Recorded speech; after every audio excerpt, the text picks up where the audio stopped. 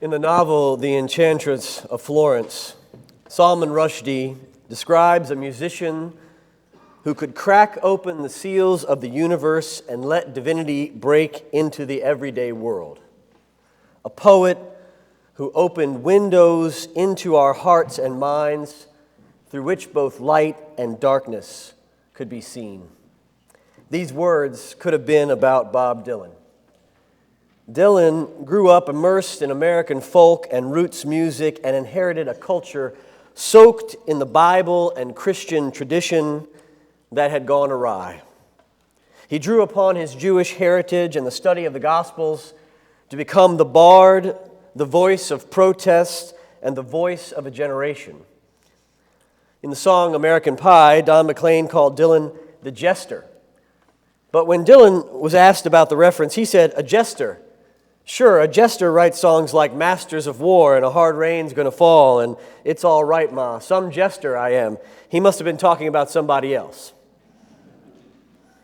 Dylan wasn't a jester. He was a prophet, one of America's truest prophets of peace and justice. In addition, though, to protest songs, Dylan wrote a lot of love songs. He had what I sort of see as a love-hate relationship with love. He sang things like, "I've done so many evil things in the name of love, it's a crying shame." And love is all there is. It makes the world go round. No matter what you think about it, you won't be able to do without it. Take a tip from one who's tried.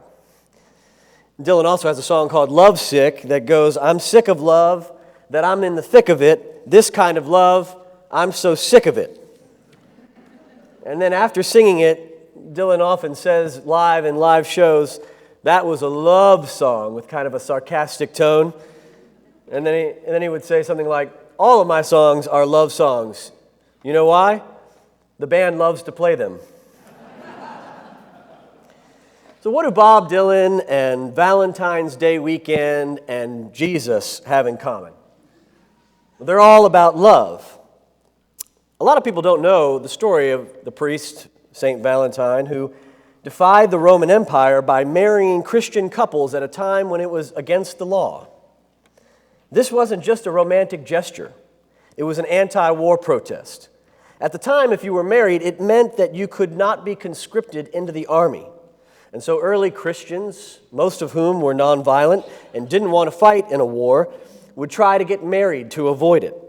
It was like the first century equivalent of burning your draft card. St. Valentine deliberately disobeyed what you might call the empire's family separation policy by performing these illegal weddings. And then, after being arrested, he refused to recant his faith, and Emperor Claudius had him beaten with clubs, stoned, and then beheaded.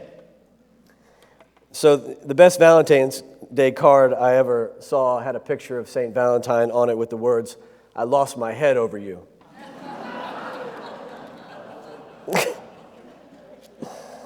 That one gets me it's just...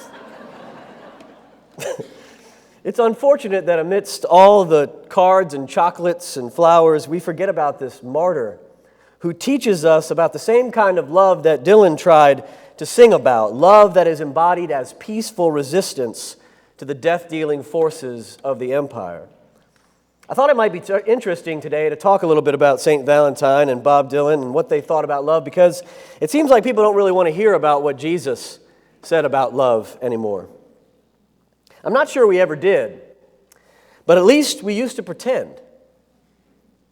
Nowadays, we blatantly reject what he said.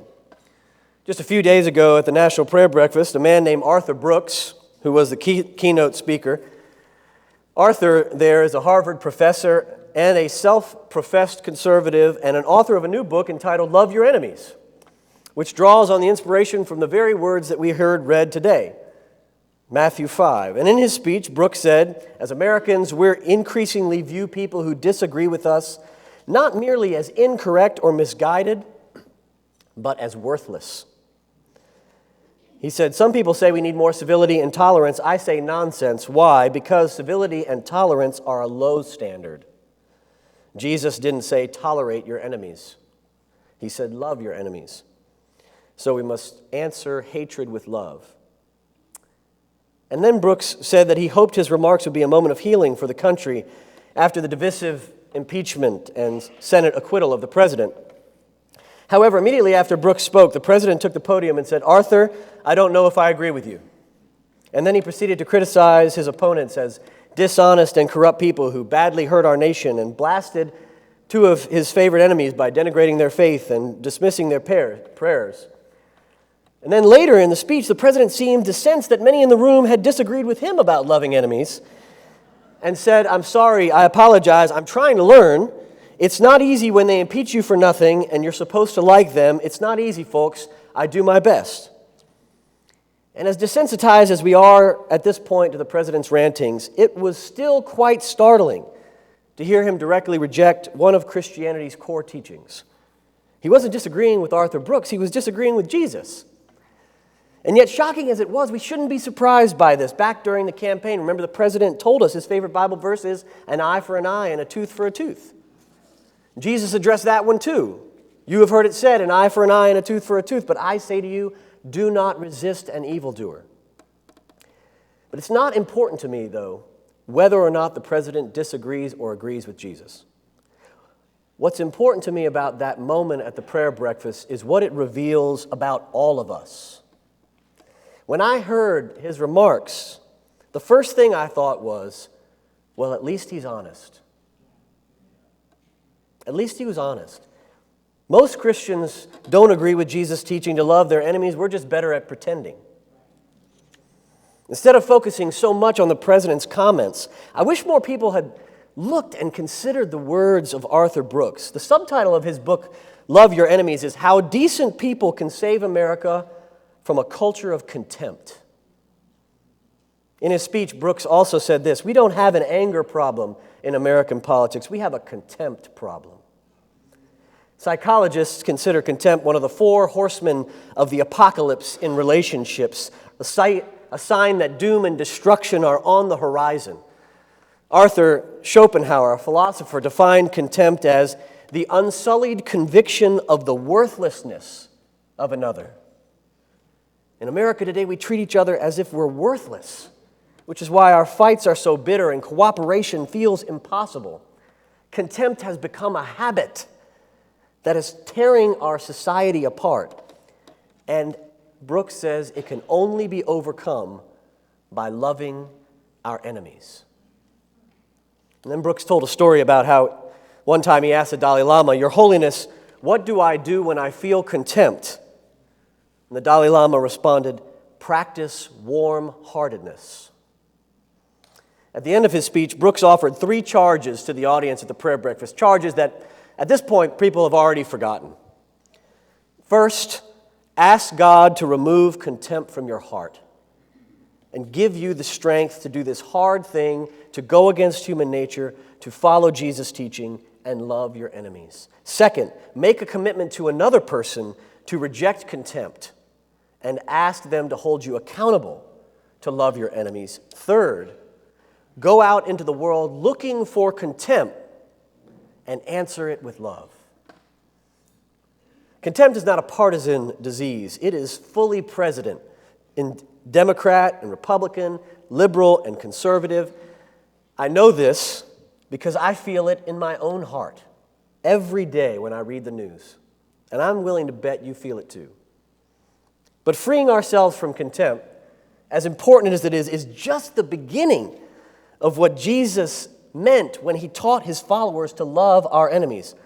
Unlike the Dalai Lama, Jesus did not simply call us to practice warm-heartedness alone. Above and beyond the charges that Brooks gave, Jesus offered 4 practices that his followers could employ to love their enemies. Some call them practices of non-resistance. But the phrase, "do not resist an evildoer," is very misleading, and it's a mistranslation. The word, therefore, resist, ethistemi, only appears in this text and nowhere else in the whole Bible, and it is a military term in Greek. It means violent resistance. And scholars are clear here on this point. Jesus wasn't saying, "do not resist." He was saying, "do not violently resist. Do not engage in military resistance." The absence of that one word changes the entire meaning of that text. The issue isn't whether or not to resist, but how. Evil must be countered for justice to be established. Jesus said that over and over again. But Jesus' approach was different from the law of retribution. He wanted to break the cycle of violence and then violence meeting violence with violence, and offered the deep wisdom that you cannot destroy evil with violence, because violence itself is evil. Yet he did not command submission to the powers of violence. Jesus offered a third way of active, loving, nonviolent resistance. And Jesus offered 4 specific, creative examples in this text of how to practice nonviolent resistance for people living under a first-century Roman subjugation. During the Roman occupation, a Roman soldier, paroling the roads like a police officer at that time in occupied Judea, could strike a Jewish person without consequence, could demand that they give them their cloak without consequence, could force them to carry their pack for 1 mile without consequence. As scholar Walter Wink has identified, it's impossible to hit someone on the right cheek with your right hand. The only way to do it is a backhanded slap, which is the way a Roman would admonish an inferior subject. The intent here is not to injure them, but to humiliate a person. Turning the other cheek, then, is a way to refuse to be humiliated, to deny a soldier or someone else the power to demean you, to reassert your humanity, to claim agency in the situation, and dare the oppressor to hit you on the left cheek as an equal. If you're going to hit me, really hit me. Imagine you're so poor you have nothing but the shirt on your back, and someone more powerful and with authority than you demands your clothes. Jesus said that if that happens, strip off all your clothing and hand them your underwear, and then march away naked. There is nothing that would shame and lampoon someone more than stripping naked and handing them your underwear. The same is true of going a second mile when pressed into service. Imagine a Roman soldier's surprise when at the mile marker, he reaches to take his pack back, and you say, "Oh, no, I'm carrying it another mile." And the scene of a Roman soldier pleading with a Jewish person to give him back his pack is absolutely hilarious, and would have been to the first century audience listening to this. The fourth example of loving nonviolent resistance was economic. Give to everyone who begs, and do not refuse anyone who wants to borrow from you. Wouldn't that be a great tagline for a bank? Some of you aren't nodding or laughing. Giving to every beggar and lending to every borrower since 1852. Jesus assumed that there would be poverty and exploitative practices of taxation and debt, but he offered a countercultural way of generosity and living and giving. Instead of giving out of a way to benefit your social reputation and your social position in society, Jesus called his followers to give in order to alleviate another person's suffering. Give to anyone who begs and lend to anyone who asks to borrow is a vision of a totally different economic system that is not about creating wealth for oneself, but assuring economic justice and equality for all people. Jesus demanded that loving our enemies requires us to use our economic resources to alleviate suffering, not just for our neighbors, but for our enemies as well. Because everyone, absolutely everyone, no matter how you feel about them, deserves economic security. Jesus did not offer these 4 practices so that his followers could develop a superhuman piety or kill their enemies with kindness. By stimulating creativity and empowering hope, Jesus was offering people living under constant domination a way of lovingly and nonviolently resisting oppression, recovering their humanity, reasserting their dignity, liberating themselves from a servile mentality, daring a perpetrator to punch you like an equal, shaming an oppressor with your nakedness, defiantly carrying a soldier's pack, giving and lending without discretion. Jesus gave these crazy examples of resistance, and he didn't call it nonviolence, and he didn't call it non-retaliation. He called it love. It's so radical and alarming to associate the word love with the word enemy that we're not only forced to reckon with those who have hurt us or that we don't like, but we have to redefine what we mean by love. Love is not an emotion. Love is not a feeling. Love does not mean being nice. Love is not free from conflict. Love involves challenge, with no guarantee it will be returned or that it will be understood as love. Challenge injustice and oppression with or without love, and it will incite conflict and suffering. So why not do it with love? We're called to resist evil, but without hatred or contempt or violence. The number one rule about loving your enemies is don't kill them, right? You can't love someone and kill them, right? At the same time, that's not possible.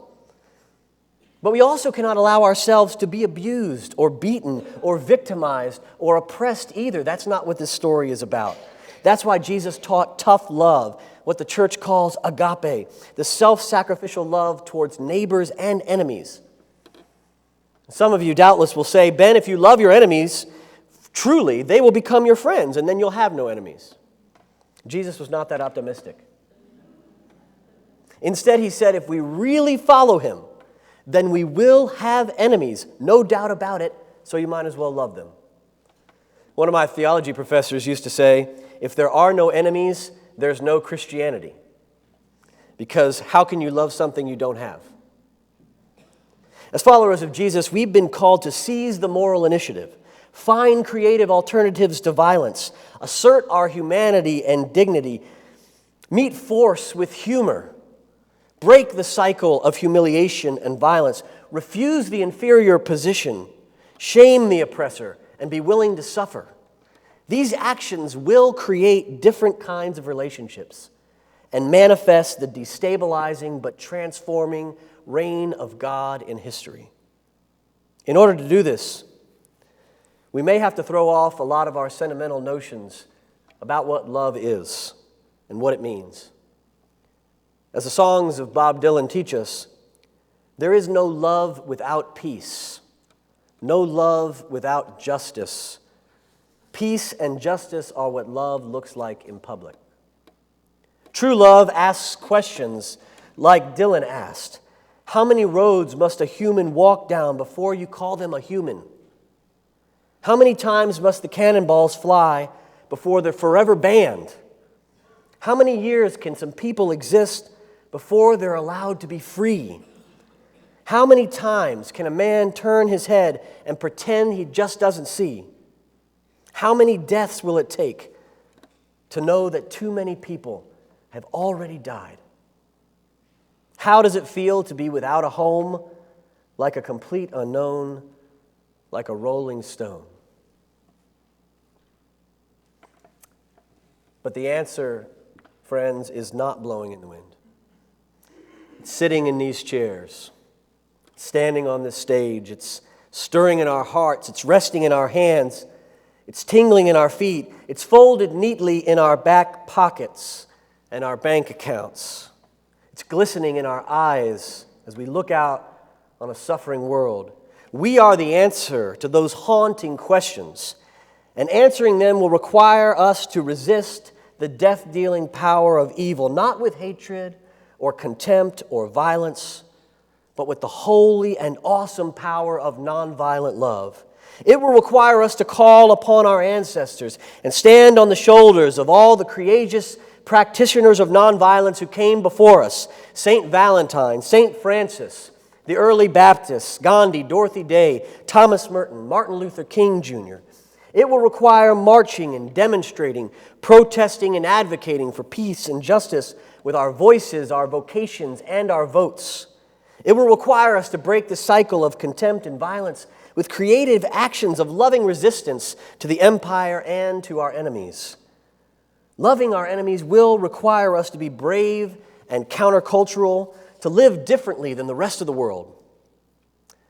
But as Dylan sings, what good am I if I'm like all the rest? If I turn away and See how I dress? If I shut myself off so I can't hear you cry, if I know and don't do, if I see and don't say, if I look right through you, if I turn a deaf ear to the thundering sky, what good am I? Don't be like the rest. Don't turn away. Don't shut yourself off. Don't look right through others. Don't turn a deaf ear. See and say. Be and do. Be peace. Be justice. Be love. Amen.